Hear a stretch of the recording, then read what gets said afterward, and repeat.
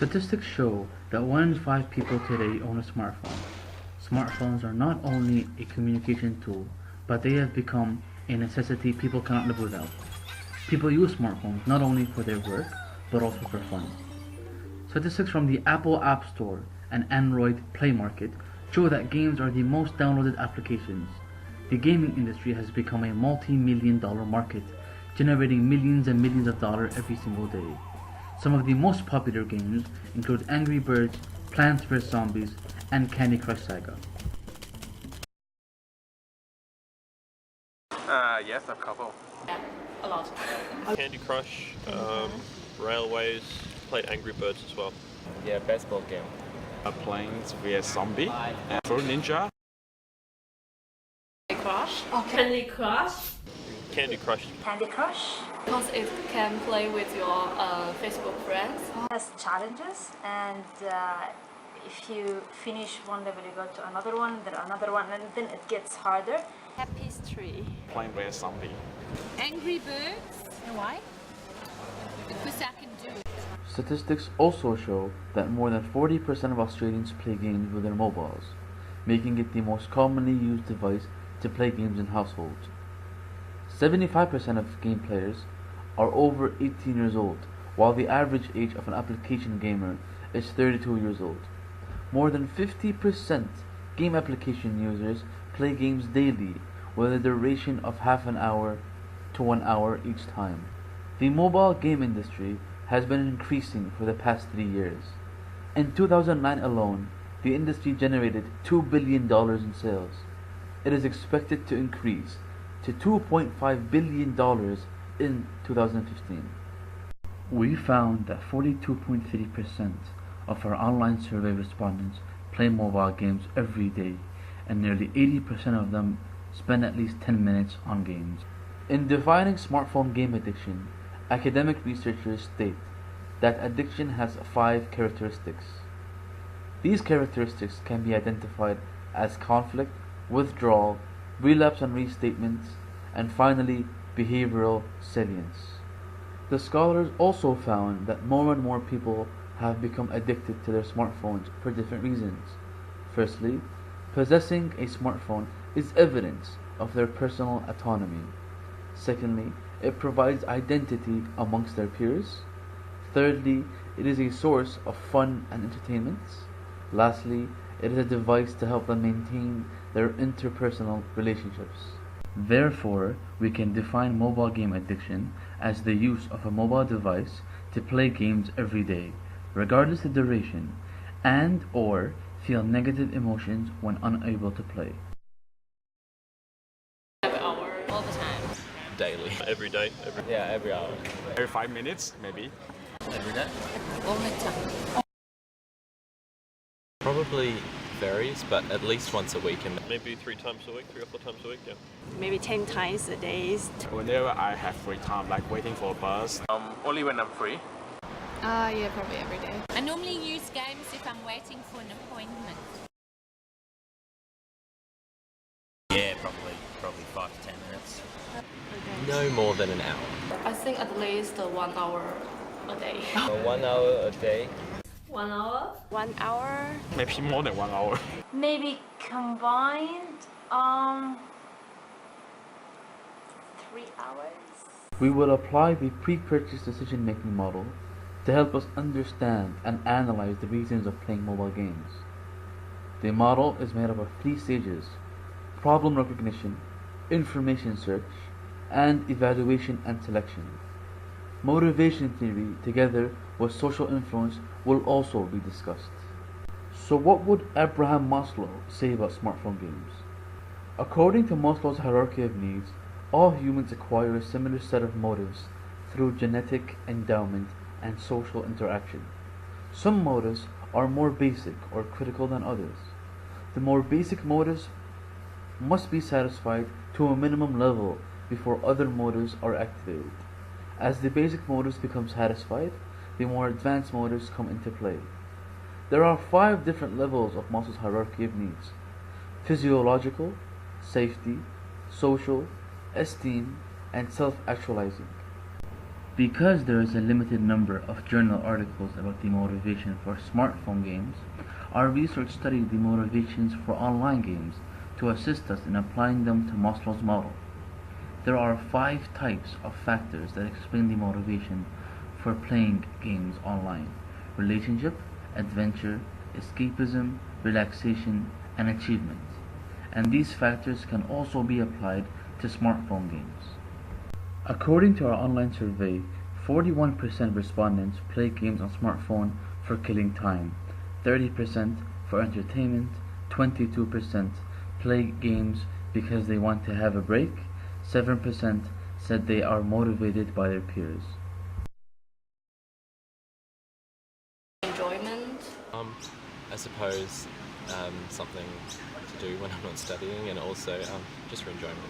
You know, when you're bored, you're waiting for someone to meet you, or you're on the bus, it's just something to do. If you're not feeling like reading something, you can play a game instead. To pass the time if I'm waiting for something. Kill time. To kill time. Those zombies and those planes are really cute. It kills time. Sometimes when you're waiting for appointment or anything, even classes, when I'm bored, before I sleep. Yeah. Mainly because when I'm bored. Because a smartphone is very convenient. Because it's with me. Relationship, relaxation, and escapism fulfill people's social need. Some people play smartphone games because they're influenced by their friends and family. Also, people play mobile games because they want to have fun and escape from real life. Achievement and adventure factors are explaining the self-esteem need in Maslow's hierarchy model. Some interviewees said they play games because they want to complete different tasks and levels. Smartphone games can give them a sense of esteem and accomplishment when they achieve specific tasks. During the information search stage of the pre-purchasing process, the study reveals that customers' purchasing decision is influenced significantly by their peers. Even though only 8 out of 60 people, which is 15%, who completed the online survey admitted that peer influence is one of the reasons why they played particular games, more than 50% of the interviewees admitted that they were influenced by their friends. In terms of degree of contact, friends and family are the primary reference group who have frequent interpersonal contact with the game players. Some research identify that family, friends, and social groups are among the most powerful reference groups, the theory which matches with our study. 2 types of influences can be implied, which are informational and identification. Evidently, people choose to play a particular game sometimes because of their friend's suggestion, or they actively perceive the trend and start playing the games themselves. If my friend told me that that game is really interesting, so I will play it. Okay. I was the most popular, or someone like tell you have to Play that game. Yeah. I can play it with someone. It gets excited, like I can have a partner or maybe online. So do you think it's important for games to be linked to social media platforms? Yes, that's it. After people start playing mobile games, it is important to see whether their mood is being affected by the games. The survey results show that almost half of the respondents experience negative emotions when they are unable to play mobile games. Moreover, according to our online survey results, more than 50% of the respondents rank themselves at least neutrally addicted to mobile games. Most of the time, I think it's positively because I have the mood to play. When I do play them, I might get frustrated if I can't do the level or something like that. But and if I play for a really, really long time, I'll be like, oh, I've wasted a lot of my life. I think generally positively, but if I play it too much, definitely probably negatively. You know, I mean, some of the games can be frustrating. but I think it's basically positive. I mean, if you haven't got anything to do at the time, you know, it can take your minds off. If I lose, I will feel upset. I think sometimes it's positively, because when you conquer some situation or you can fulfill a mission, I think it's very exciting. When I turn it off, I will not be affected by it again. It always depends on I'm losing or I'm winning. If I'm winning, I think, wow, this is a very nice game. But if I just lost, I will be very upset. Well, if I win challenges, I'll be happy even if I'm bored. Because actually, they get somehow personal on you if you can overcome the challenge, so it becomes personal. It's not a matter of games anymore, it's a matter of how smart you are, how you can solve problems, and yes. I think sometimes I cannot pass this stage, and then I feel like frustrated with the game. Positively, I guess. Positively, why? Keeps away the boredom.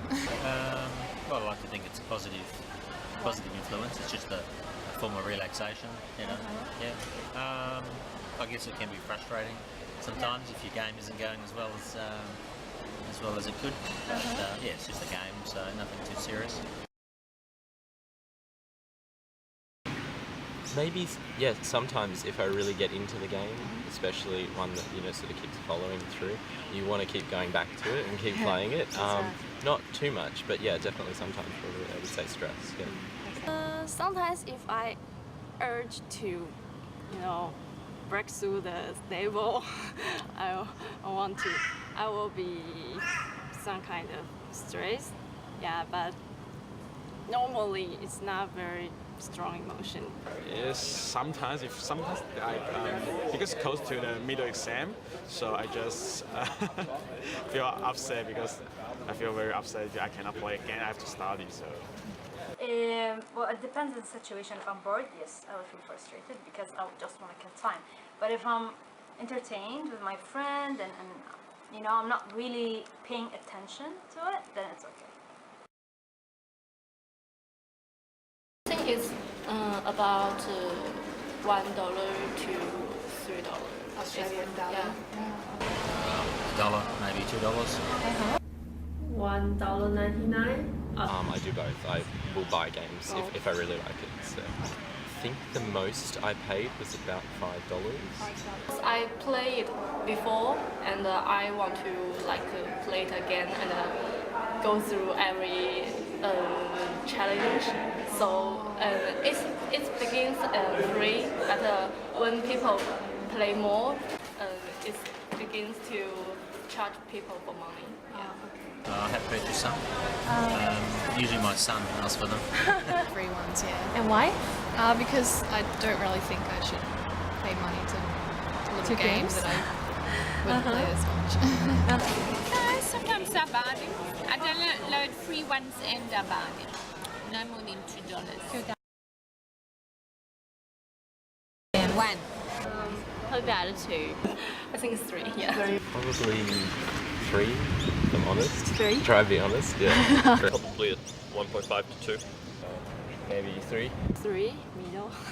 2. Probably out of 4. 4 mark. Okay. To sum up, killing time is the main driving force behind people's decision to play mobile games. In choosing which game to play, the research reveals that people are influenced greatly by their friends and family.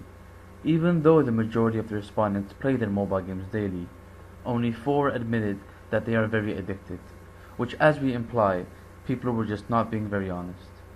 Because free games are the most downloaded application, it is important for marketers as well as game developers to provide free trials and inexpensive full versions of the games. It's game over. No lives left, no friends to send you any. Oh yeah? Because it seems like I have more lives right here. $1. I could have 5 more lives right now.